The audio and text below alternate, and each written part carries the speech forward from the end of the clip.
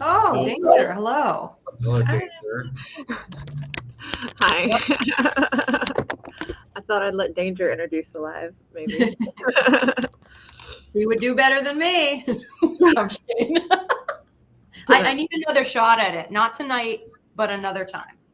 Not anytime, but right now, Jen. Hi, everybody out there.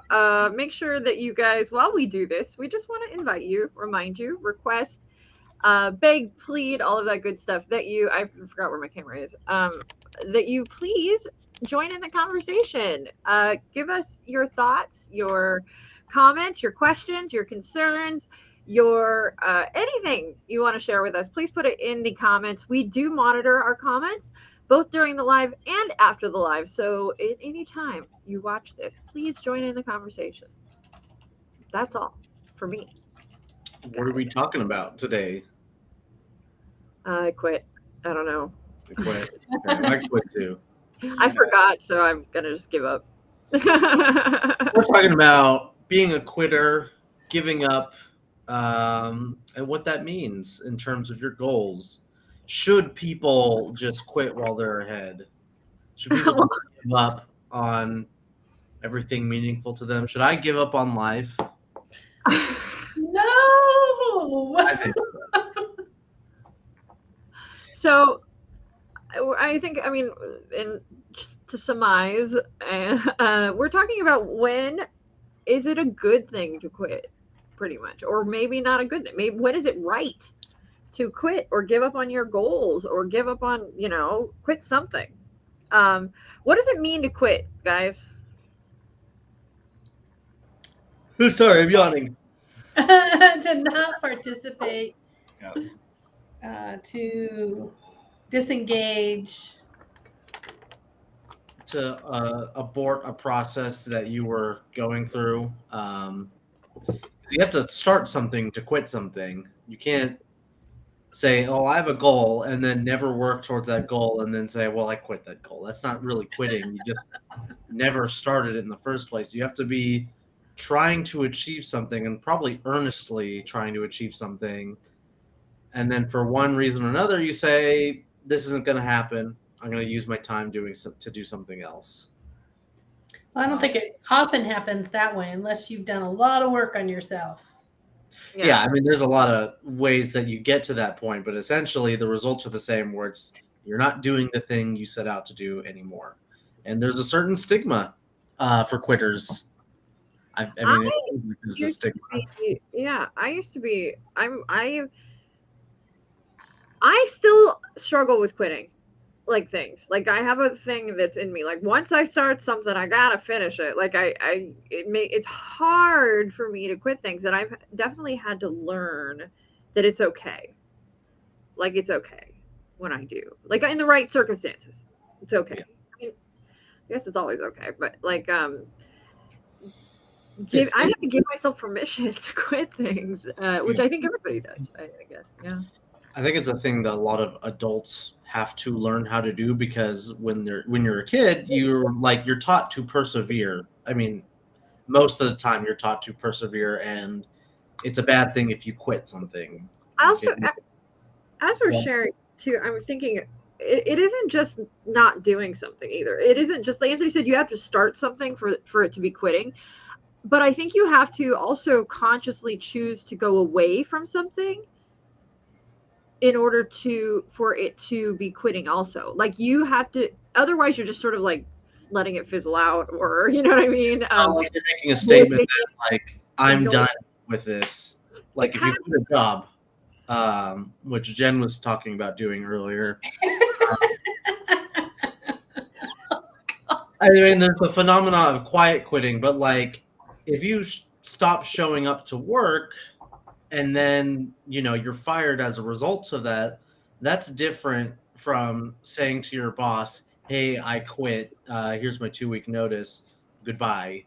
You're taking a responsibility when you quit. You're making a conscious. It's an action. It is an active thing. Choosing to quit, choosing to give up, choosing to just stop that thing, whatever it might be. It's very tangible real life example of this is, when somebody breaks up with someone like that. Okay, I'm giving up, I'm quitting, we're calling it quits. But you have to choose to do that. You can't just sort of like, I'm gonna just ignore them and then start dating other people. People do that, like it's like the ultimate avoidance, but that is not, I would say that is truly not quitting. Like that is just chickening out on the making the choice part of quitting or giving up. Lisa? Yeah, there's a lot of relationships when I'm working with them. That's kind of the common word that they use, but they don't usually mean I'm done with the relationship in that moment. I'm done with the topic. I'm done. But it usually sends the other person into a frenzy because they receive that message as I'm done with the relationship. So sometimes it's even finding different words to allow feelings to be described differently so that the understanding happens. In that relationship, I'm done has many connotations. I'm curious. Raise your hand if you've walked away from a relationship. Many. All right, raise your hand if you've quit a job before. Okay, so we all know what it is to quit then, at least in those two scenarios. I wanted to find someone who like hasn't done it. They're just like, no, I've just been fired or broken up with everything. What about more about quiet quitting? So like the example that I'm thinking of is when I'm like, yeah, I'm gonna eat this way for the next little bit. And then the next time you talk to me, I'm eating a different way. And you're like, I thought you said you were going to do that. Where I'm basically just like not following through with these. Is that quitting? I think, so it brings me up. Like I used to be vegetarian. And when I was a vegetarian, I was a hard and fast vegetarian. I was vegetarian. I chose not to be vegan because I knew I wasn't capable of doing that, but I'm going to be a vegetarian, so I'm going to eat vegetarian. And it drove me crazy. The vegetarians that like were called themselves vegetarians, but like were in and out of it. Like, oh no, I'm a vegetarian, but I eat meat on Thursdays, and I'm like, no, you're not. You're not suffering like me. This is not fair. You're not suffering. And it would make me mad, but yeah, I would feel like they I wouldn't even call them quitters because I feel like they never committed to begin with. Like they were never in it to begin with, so they didn't even deserve to be called a quitter. Oh my gosh. About the commitment. So I guess if I'm just saying, hey, I'm going to do something, that's not really enough of a commitment to warrant quitting with any sort of intention. What is commitment? Tell me what a commitment is. I mean, I think it's the earnest, like, attempt at a goal of some sort. So, like, I don't know. I could say that I'm doing something and never attempt it. That's not a commitment. But if I follow through with the steps of a goal, I'm committing myself to that goal. I'm committing time and resources to do something. So in the case of the vegetarian, committing to, I mean, that's kind of easy because you're not doing something. You're not eating a meat. Whereas if I was it's not that easy. It's not that there is a difference between not to like a Mexican restaurant that smells delicious and you cannot eat even the. But what I'm saying is that I mean, choosing to recuse yourself from an action versus trying to achieve a goal. So, like, if I said I am committed to writing a book, I have to actually sit down and put pen to paper and spend time to achieve that goal. And I'm committing resources to achieve that. This is a good example. This brings up, so I have a thing that I'm deciding if I want to do or not. And I kind of, part of me feels like that I'm thinking about not doing it is enough for me to say I shouldn't do it. Because I have started put the wheels in place. I've gone to meetings. So this is a potential business thing that I've been that I've been asked to be a part of, to do like branding for, be a sort of a consultant in, and to do help with like the marketing, branding, etc. And it's a very beginning stages project, like very beginning, like they just have a business plan right now. And I mean, and to the point that I could sort of make my role whatever I want to be in there. And I'm in this position where it's sort of like I have to ask or get off the pot with it, right? Where I got to either I can't keep going to these meetings. I've been to like 4 or 5 meetings now, and I still have not given them an answer with anything. Like I'm not committed to doing anything other than hearing them out right now and reading the business plan and potentially giving some feedback. And then, but I'm sort of, I feel like I'm at the crossroads with it. Like, do I continue or do I say, enough is enough? So is that a commitment? Am I quitting? I don't know. Is it quitting yet? Because I haven't really started. I don't know. I think that's a distinction, that in order to quit something, there has to be a commitment. Yeah. So it's not quitting. I mean, is there any, not your own expectations of yourself, but does anybody else have any sort of expectations from you? Like, do you have a responsibility towards these people? No, I've not made the commitment to them to have a responsibility. They're trying to get me to. That's what they're like. Every conversation is like, will ya, are ya, will ya, could ya, would ya? And I have yet to make a promise to do anything because they have yet to really give me a full offer either. That's the other end. So I'm like, well, I don't want to just pluck things out of thin air. Either I'm going to probably charge you way too much money and you're not going to like it, and I'm not passionate enough, I guess, I'm answering my own question, about it for me to do it just pro bono and get paid later. I don't think so. Well, then the question is, can you quit something you're not a part of yet? No, I guess not. No, if you haven't even gotten a gym membership, can you quit and not leave the gym? It feels like turning away from an opportunity, and so maybe that's why it feels like quitting a little bit. Is that I'm turning? There's an opportunity potential, right? And I have to make the conscious choice not to be a part of it. And be okay with that. That wherever it goes, whatever happens, I made this choice. Yeah. Trying to get attention. So what you're talking about is evaluating whether or not you want to make a commitment. That's the foundation. That's a healthy standard to support when you either make the commitment or you decide this is not the direction for you. Right? Yes. So it's part of the plan. It's part of the program. Is it part of commitment? Not yet. Not until you actually commit, right? But it is part of a healthy way to evaluate what is, that statement we use, what serves you best. I did walk away from a film not too long ago, and that was tough to do, but it was definitely quitting because I was gonna produce, and then I said, nope, not doing it anymore. I made my commitment, but then this is not going how I planned on it, and nothing is working. I don't think I'm going. Bye-bye. That's how that went. So then that gets in the conversation of when do people quit? Yeah, maybe not when it's appropriate when people quit, like, because there's always like, you can have situations where like there's regret and like, oh, I shouldn't have quit. Like when you go to the casino, you should never quit when you're, betting. If you lose money, just keep playing and you'll you shouldn't quit while you're ahead when you're at a casino. No, you absolutely should. Keep spending your money. But how do people justify quitting to themselves at the end of the day? And there's a few reasons. I see them on the in Slack. I mean, I remember vividly the first time I quit something. Me too.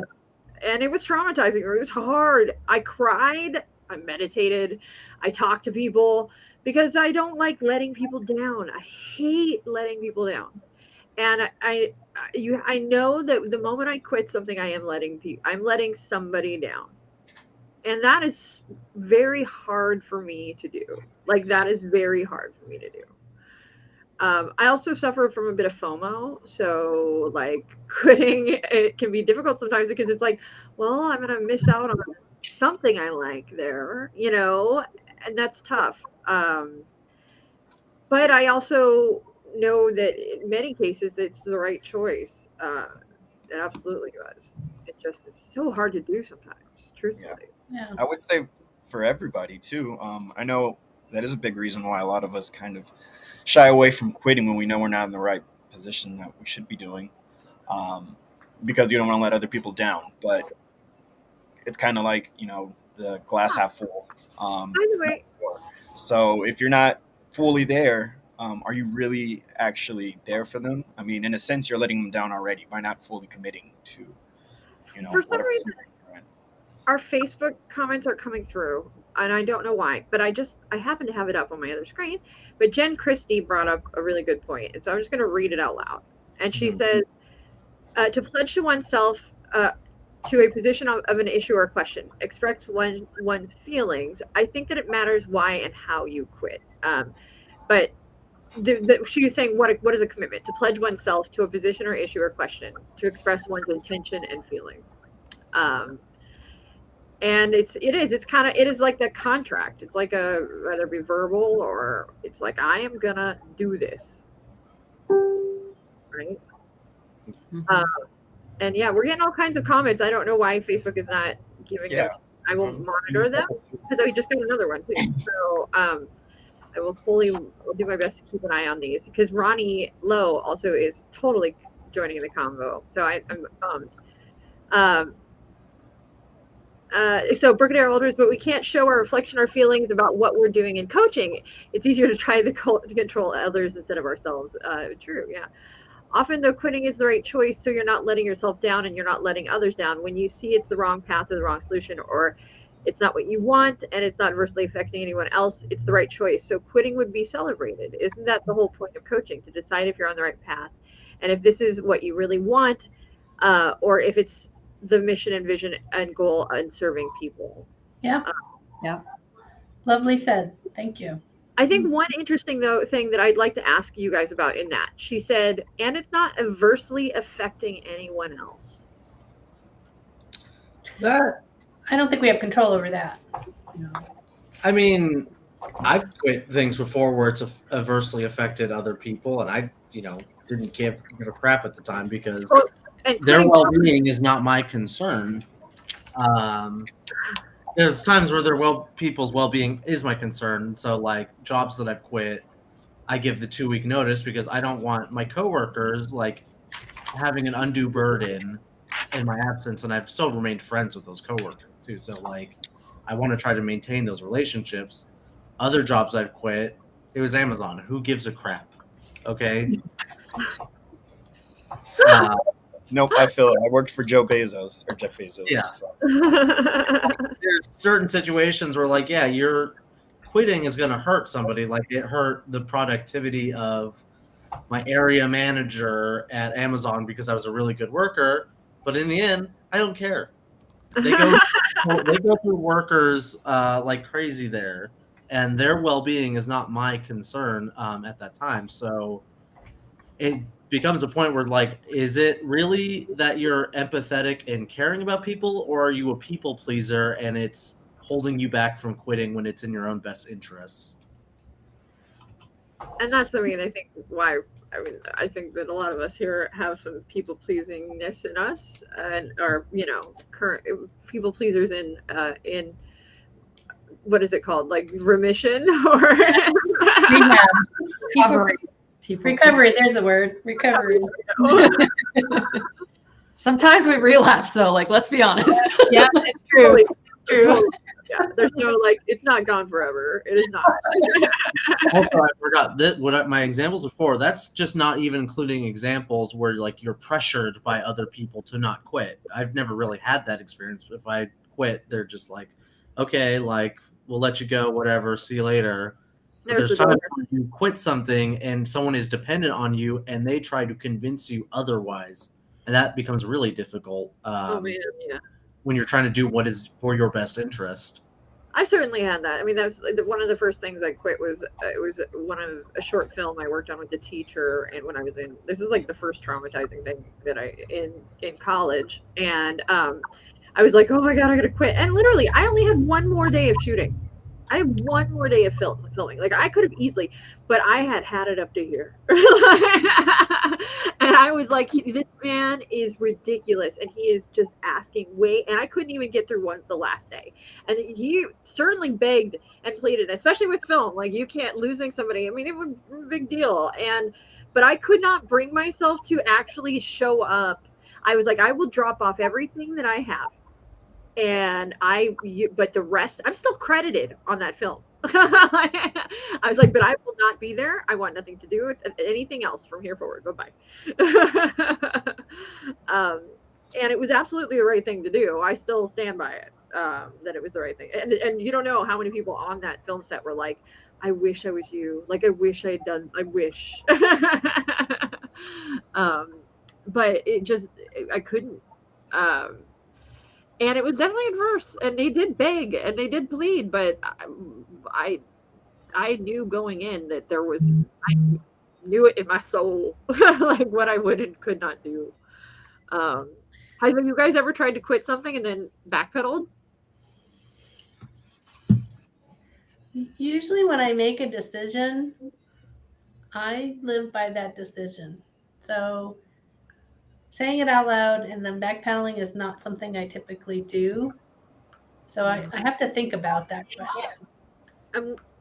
I might take longer to answer it, but backpedal is not something I normally do.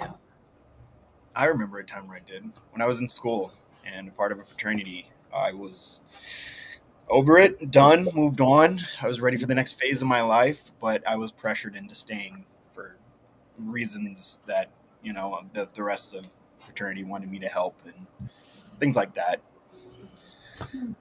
And how was that time that you stayed and did it? Were you glad? I was a shell of myself. I was there, but I was just a figurehead, I guess. I wasn't showing up to anything. Yeah. Your heart's not really in it anymore, and it's really hard to get it back in there. That's why I'm saying, it's important to quit, I think, with that. If you're looking to spare other people, I didn't spare anybody by just being there, wasting space. So it was I don't know if I've ever backpedaled from quitting, but I've definitely delayed quitting because it's hard. But whenever I've done it, like I just am very brutal with the quitting, where like it's just like this is it. I have to live with the freaking consequences, and sometimes the consequences have been tough. But I don't know if I've backpedaled, but I have procrastinated. In many situations, I'm very good at that part. As you were sharing to Jerome about that, and also Lisa, and Lisa was saying that she doesn't typically go back. She's made a decision. I wonder if that's something with us folks who are inclined to be people pleasers. Like, it's really hard for us to get to the point of quitting, right? So you either really have to have pushed us like super far to a point that we're like, can't do it. I've tried everything, right? Because we're willing to bend and flex so much to try to make things, good and kosher, and that when we finally get to the point that it's like, it takes a lot of contemplation and a lot of thought, and then so when we get the cojones to be like, okay, this is it, we're quitting, we're done, we've probably thought it through a lot and probably been pushed to the point that we're like, no, you're not going to talk us back from this. We have decided, and we are probably run through in our heads 100 different ways how somebody might ask us to go the other direction, and we can't. I don't know. Maybe that's just me. I don't know. Maybe it is. What about as a co-conspirator in people-pleasing realm, Jen? So it's funny, as I'm listening to this conversation, I'm like racking my brain for like examples of when I've quit things. And I can't come up with that much. And so I'm starting to realize that I don't have much of a relationship with quitting. And it's because I don't commit to that much. When I do commit, I'm all in 110%, but I don't commit to a lot. I may be setting myself up to not quit. I don't know. I'm just realizing like, I can't think of many examples of quitting. I can't even hardly come up with any. this is bizarre. I can think of a lot of things I've said I want to do that I haven't followed through with. But again, there was no official commitment. It's still a free floating idea.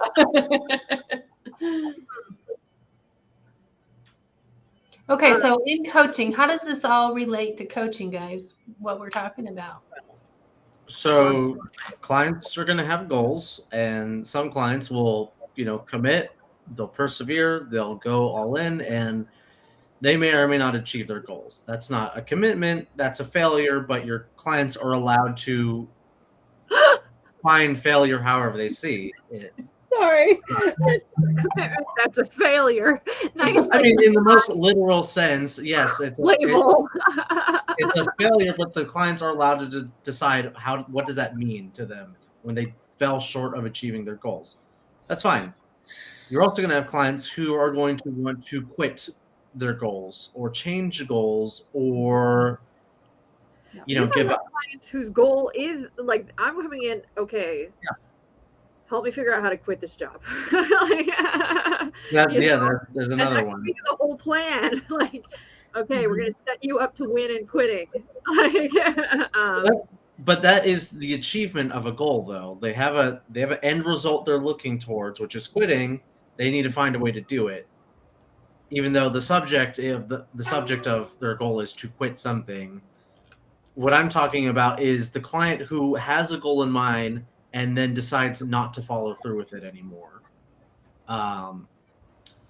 which can be challenging. I mean, it's challenging for me because I'm the kind of person who's like, you've got to persevere. You got to push through the hard stuff to see a good end result that you want, which is my judgment. I shouldn't, bring that into the coaching session, but it's how I sort of think about life sometimes. Other times, it's clearly obvious people should quit something to me, but it's not my place to tell them you should stop doing this, even though they're just sort of delaying the inevitable or pushing through because reasons. What is it? It's the what is it when you like put so much effort and like time into something and you just do it because you tell yourself Sunken something. cost. Yeah, sunk cost fallacy is another one. So, like, how do you deal with that as a coach when there's situations where it's apparent that this person should quit? I'm still now applying labels. Yeah. It's apparent they should quit, or it's apparent that they just need a little perseverance to achieve their goals. How do you know the difference? When is the perseverance and when is it appropriate? As a coach, we can't make that judgment. No. How do you ask those questions then to like your client? Like, when is it appropriate to quit? When is it? Yeah. Oh, When? But I want to take it back a step before we go into even what Anthony just asked. Mm-hmm. I just want to highlight this moment right here because it's something that is important to highlight. When what Anthony said was, what do you do when it's obvious that your client should quit something? Like, it's obvious to you that you should quit something. Well, I'm also playing the devil's advocate. I'm not. Pump the brakes, back it up. Right? The first thing you should say, wait, am I the one who gets to decide that this is obvious? Am I the one that gets to decide that they should quit? Is that for me to choose to decide? And that should be the first question, right? And then the big blanking answer to ourselves is no, it shouldn't be. So then what we do is we can ask around where our client is and what they want, and if it is that's what they want from there, right? I would say. I mean, but I could see for many of us. I'm in a relationship. He treats me horribly. He does this. He does that. He does meh. I mean, but here I am, and I'm stuck, and it's awful, and all of these things, and it keeps coming up, and we're on this cycle, and it never gets better, and it's always this, and it's always that. Well, me as a coach, my first thought might be, wait, this obviously they should break up with this guy. Obviously, but wait, pump your brakes. Maybe I'm gonna even say stop there, because what you're gonna go back to is that first question, what do you want to accomplish in today's session? And that's going to set where they want to open up that dialogue. So when you said you wanted to XYZ in today's session, how does this moment, what you're sharing, relate to that?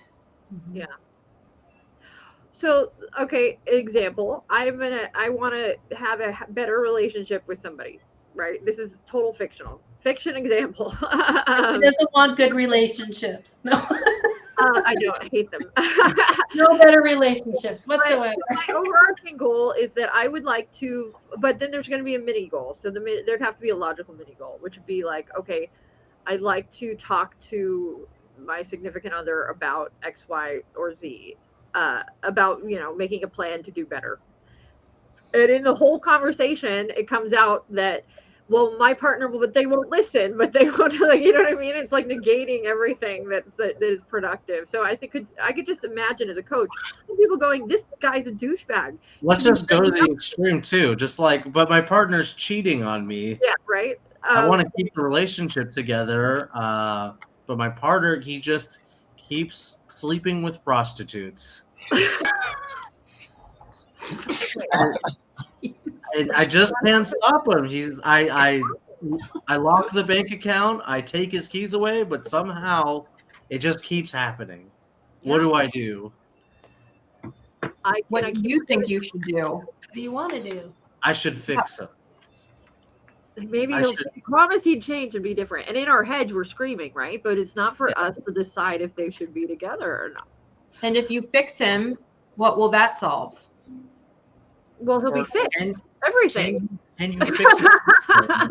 Well, it actually. Oh, I thought you meant fix like Snip, snip. Well, yes, you can. Oh my gosh.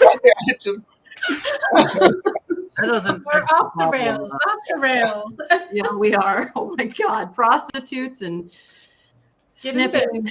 Yeah, you can't fix that. But the question, I don't even know if you should ask, can you fix a person? Because the assumption behind that question is you can't. You're delivering that assumption. Who as a are you coach. in control of? If you're sharing with me, you want to fix who your man is. Mhm. Who are you in control of? I'm in control myself. The problem is I want to control my partner so that they stop doing things I don't like. And how's that work so far? Not good. My that's why I have a coach, and my goal is to control my partner so they do things that I like rather than things that I don't. You're Yeah. being hard. They're not going to say that. They're gonna word. I've known couples who have worded things in that way, not in that specific way, but that's the underlying goal is they want to control the actions of other people. They do. You're right. But Mhm. that's not something that you really can control on your own. And how do you, as a coach, this is kind of getting off the topic of quitting, but how do you as a coach even get them to that realization? They need to leave. I mean, we can't I make don't might get not- to that realization. So the wording that you're saying is not quite on. Yeah, because you're attaching Compared to coaches, we don't get them there. We Yeah. help them figure out what serves them best. So using those kinds of language where we are supportive and what they want their outcome to be. If they have come and they usually respond what they're in control, I'm only in control of myself. I want to fix this situation. What about that situation are you in control of? well, and I mean, it always goes back. Oh, I'm sorry. I keep interrupting, Brooke. Go ahead. our job as a coach is to never get them to a goal they have not set themselves, right? That is not. So if the goal is never for them to break up, then not my goal, then that is my goal too, even though I might be going against everything. But the moment we think, okay, wait, I got to coach them to something that they have not brought to the table, we've now attached ourselves to an outcome Right. that is not our outcome. That's not their outcome. It's our outcome. And so this is, I think, a great thing to bring up in this space, because I could see a lot of situations for us as coaches where it feels really obvious that this is the answer. The solution is quitting this and doing this instead. And but truthfully, we can't make those judgments. We have to stay in line with whatever that client wants, even if it is screaming and running the other direction of, I'm going to stay with them. I don't care if they sleep with 100 prostitutes and I catch 10 STDs. I'm going to make this work. And we might be going, this goes against everything inside of us that we would do, but this is what you want. Okay, let's figure out how to do it. Not that we have anything against sex workers at CLCI, mostly against people who cheat on their significant others. Yeah. That's what we're against. Nothing against sex workers whatsoever. But so then the hard part, I guess, for a lot of coaches is the realization that sometimes your client's worst enemy is themselves, and you're not here to fix that. So they will persevere when they should quit, and they'll quit when they should persevere, but that's not really your determination. But there are some ways to help the client evaluate when is it time for them to quit, or should they still persevere. So I'm going off of things that you posted, Lisa. Well, Lisa bringing up that point of what are they in control of, right? When we start to ask these questions, what'll happen though is, because we're playing in a very 2D world, black and white world right now. But the truth of the matter is, as whole human beings, nobody's going to be, eventually somebody's going to have that aha moment and go, shit, this isn't working. Okay, so what can I do? And that's when they start to work in those spaces of what they are, and it comes back to much more coming into more reasonable spaces. We're playing in a very extreme 2D kind of space, but the reality is I'm going to give credit to 98% of human beings out there. I don't know who the 2% are, but the 98% of human beings out there that you'll be able to, as a coach, ask certain questions and they'll realize, oh crap, this is what I'm doing. Like I'm, you know what I mean? And they'll hopefully return to a logical or a more sensible place. I'm curious, Lisa, you've had a ton of coaching experience. Have you ever been in a situation where you were just screaming like on the inside about what they wanted to be coached on and the directions they were going? Yeah, it's been a few times. It's been some work outside of the session. So I'm, definitely neutral in the session. There's this couple that, as we've been talking about, I've been thinking about, scream to me, run for the hills. Do not stop for any red lights. They just did not. And they kind of came in with, they didn't say these words out loud. And not that I would ever even go down that path, meaning I wouldn't instigate that path, but they basically said, we want to stay together. We want to, others are telling us to separate and we're staying together and we're getting married. And as I heard them interact with one another, it was, but every couple has different phases of arguing, which can feel like the I'm quitting. I'm a huge John Gottman fan, and as a John Gottman fan, his research I kind of rely on, among others, but especially his, and the arguments where they turn towards each other, that's gonna, come out in the end because they're still communicating at some point. The other couple that argues and then turns away from each other, those are the ones that, he can usually predict pretty well on those couples that are not going to stay together. And you have, the soft arguers, you have the medium arguers, you have the loud arguers. And of those, it's the same thing. If you turn towards, meaning go towards each other to try and rectify whatever you experience, that's couples going to have a tendency to have that tenacity to survive. The other couple who goes into what he calls the 4 horsemen of apocalypse. There's the turn away. There's the disgusted. There are several different. What did you say? think I can remember them all. Yeah, it's where you're disgusted. It's where you are name calling. There's stonewalling. Criticism, stonewalling. Criticism. Yeah, criticism, stonewalling. Oh, the other two are yes. Yeah. So when a couple does that, which is what this couple was doing, they were being very aggressive, passive aggressive with one another, and did not want to be coached, really. Right? They just wanted to make it look like they were being coached. And so that's uncomfortable. That's not a comfortable place because they weren't being. So there's also a couple has influence with each other. They didn't want to be influenced with each other, but they wanted to stick to what they said their commitment was. Does that make sense? Yeah. Which is interesting. Yeah.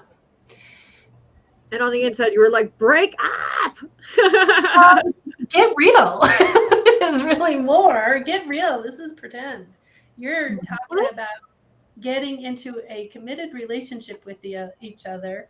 And we're in the divorce capital of the United States in Orange County, California when I was there. It is a huge divorce rate there.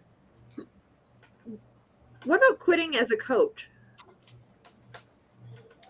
So Like, I tell my client, I quit your goals. Could you be like, I quit with you. I mean, I'm not doing this with you, crazy couple. I'm out. Like, I thought you meant something just like, no, I don't like that goal you have anymore. Let's coach on something different. I meant for like But hiring to be clients. serious though, that can happen though.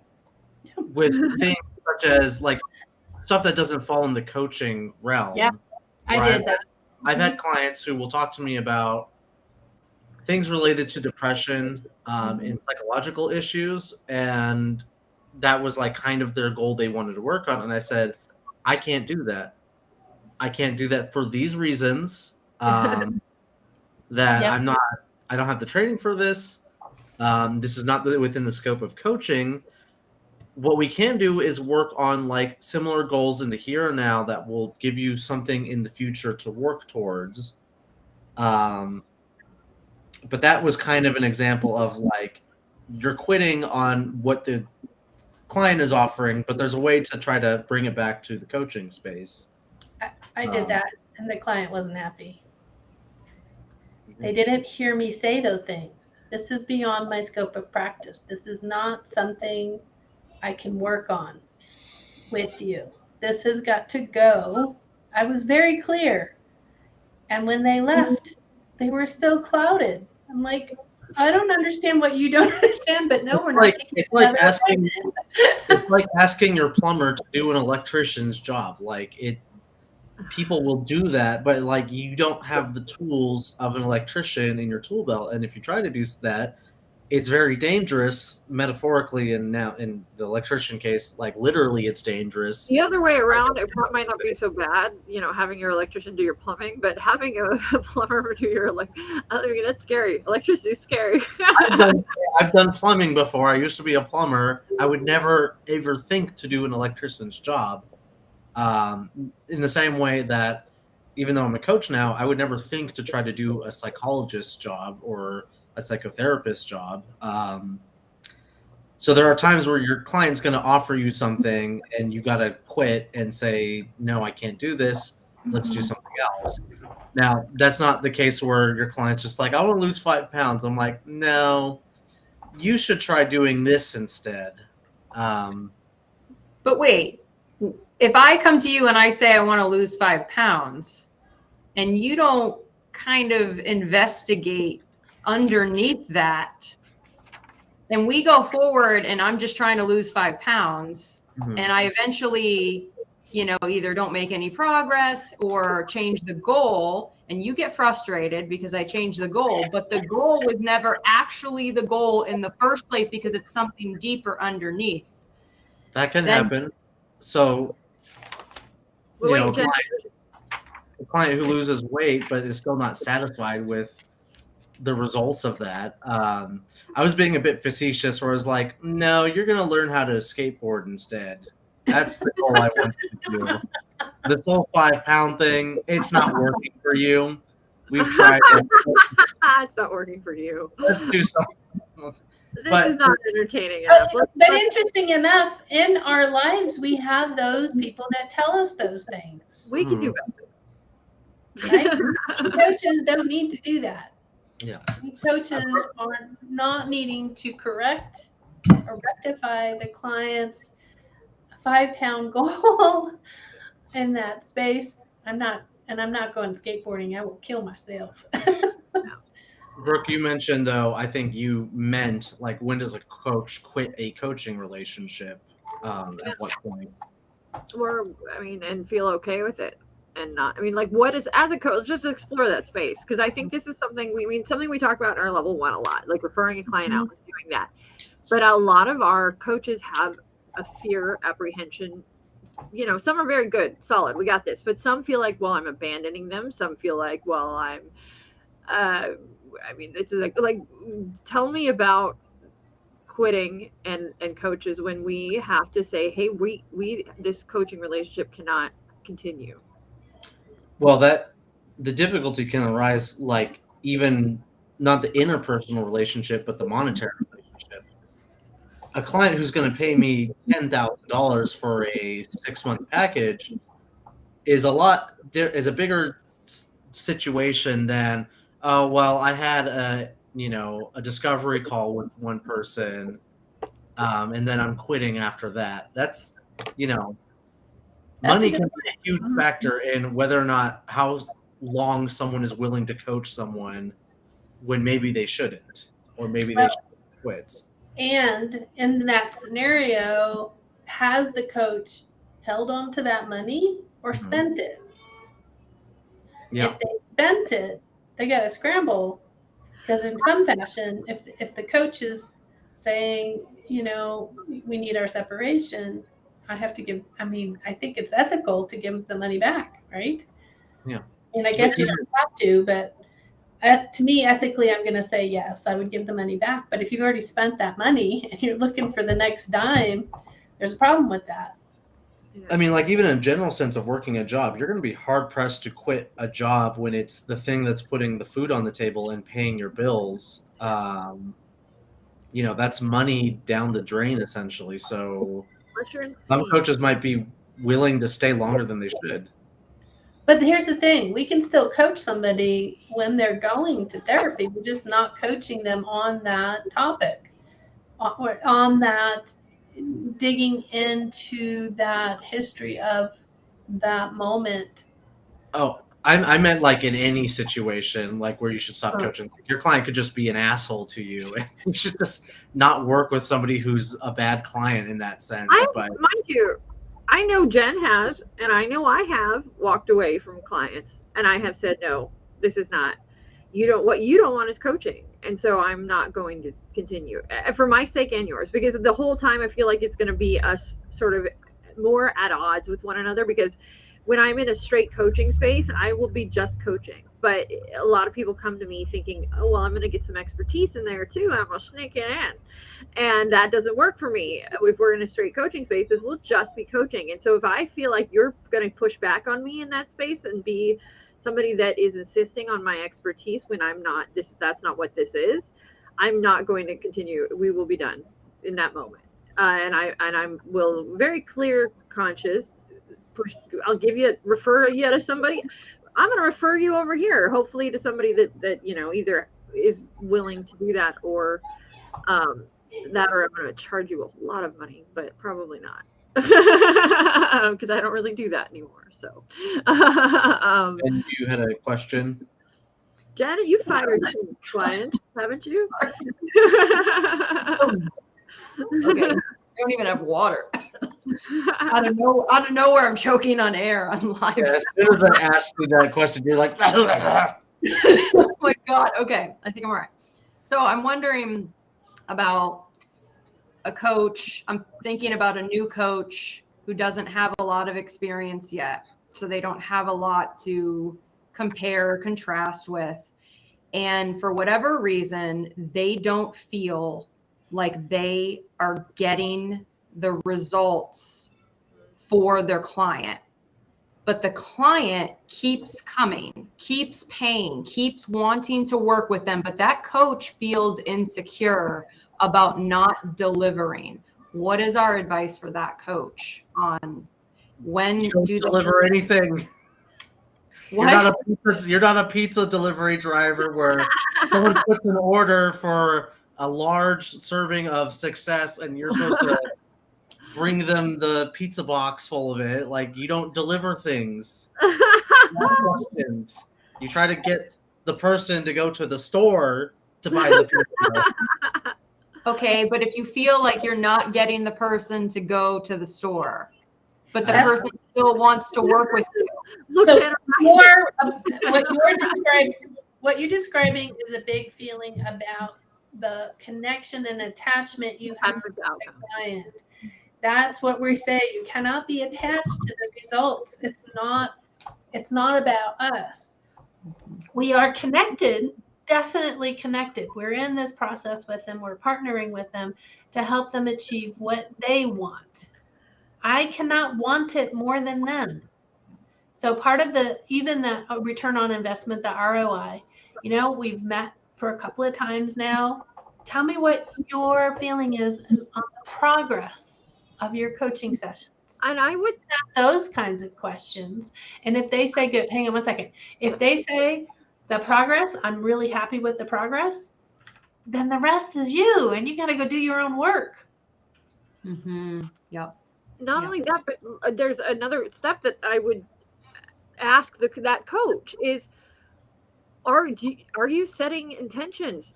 Do you have session goals? Because that coach is like, I'm not getting the results. Well, wait, are these your results or the client's results? And you should know if you've accomplished what you set out to accomplish in that session based on that first discussion you have in the session, right? So we end up here, and then you should recap at the end. Okay, you came in to work on this.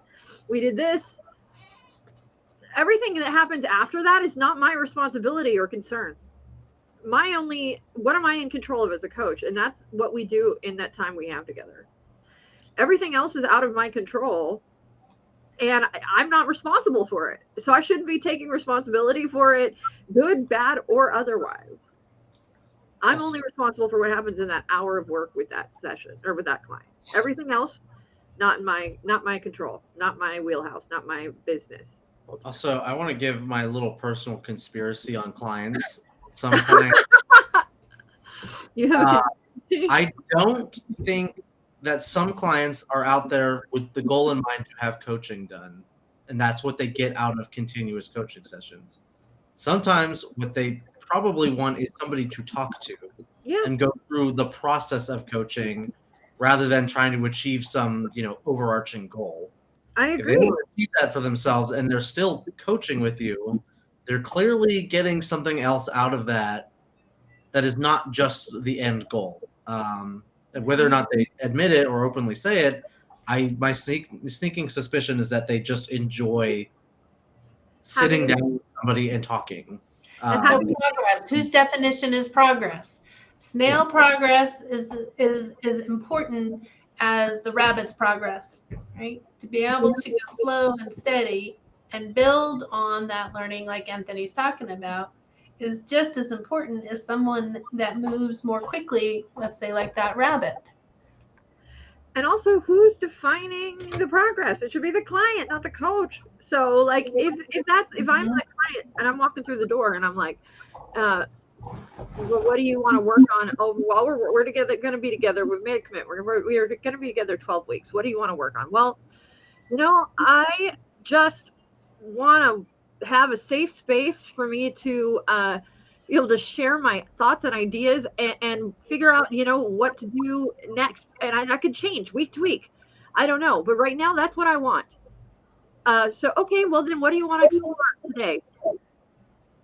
Today, I want to explore how I'm going to get to the store without murdering somebody. Okay, let's talk it through. And it may not seem like much to that coach, because that's coach ego right there. My clients aren't working on these massive goals. They just want to come in and chat with me and work out, how to get to the store and how to, they're not getting these huge breakthroughs. Well, that's your ego. Like, that might be all that client needs, and that might be life-changing to that client. So back up, mofo. Get your ego out. So yeah, sorry. Soapbox. Ego, the client is bigger than your ego and advice. They have so much information. And you're putting what you need in front of what that client needs. Mm-hmm. Question now. What if, as a coach, you know that there is another coach who would be a better fit for your client in terms of like the niche that you're coaching in? Then, do it. Quit. Operating yourself with the mindset of abundance. If you're going to operate as a coach with the mindset of lacking, that's a problem. But I also would caution, though, before I'm going to say yes. Good point. Yeah. But also you can offer it, right? Yeah. But what you think that client is coming to you for may not be what they're actually coming to you for. Good point. They might have connected with you as a human being, who you are, your personality, how you talk, your approach to just whatever it is you put out there. And that might not be in exact, what they want to work on may not be in the exact wheelhouse of what you're comfortable working on, but they may not be there because of that expertise. They might be there because of who you are. Who you are as a coach. What your energy is and how you put your energy. So I would say, hey, I know a coach that does work in this space and maybe might be able to benefit you better than me, but I wouldn't just close that door on them right away. I would give them that information and make it a safe space for them to decide if that's best for them or if we're continuing if the U is best for them. Yeah, good. Definitely good point. Absolutely. Final question for me. What if my client is just an asshole? You can be an asshole back. And I'm going to do that for all my future staff student coaching people. I'm going to be an asshole to them. I've had a client that was that way, but and I say this loosely, I still was endearing. They were endearing to me because that was the language that they were comfortable with, not that they were treating me that way. It was just the snarky behavior, the whatever you would call it, sarcasm way, which others would call it being an asshole. We got into a space where it was endearing. I want to.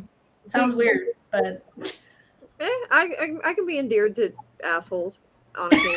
I'm going to soundbite that later.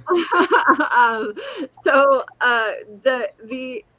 on the flip side, though, of that, to all of you coaches who are people pleasers out there and who will allow your boundaries to get pushed sometimes, there's a big disclaimer there, I would say. The moment you are in a situation where you don't feel comfortable or safe, or it's not right, do not be afraid to quit that session immediately. Quit that client immediately. Draw your hard and rigid boundaries and say, I am not comfortable in this situation. I do not feel safe here. I'm going to end it right now. And refer out and have a clear conscience about that. Have a 100% clear conscience about putting your safety, your boundaries first.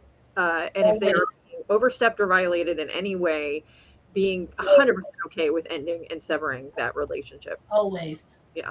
So that was a disclaimer there. Absolutely. I'm done, and it's 5:03, and I'm gonna go work out. So we gotta wrap it up. I gotta hop out. No, we gotta end the stream first. Okay. Thank you so much for watching. It's wonderful having you guys here every Tuesday. Thank you so much.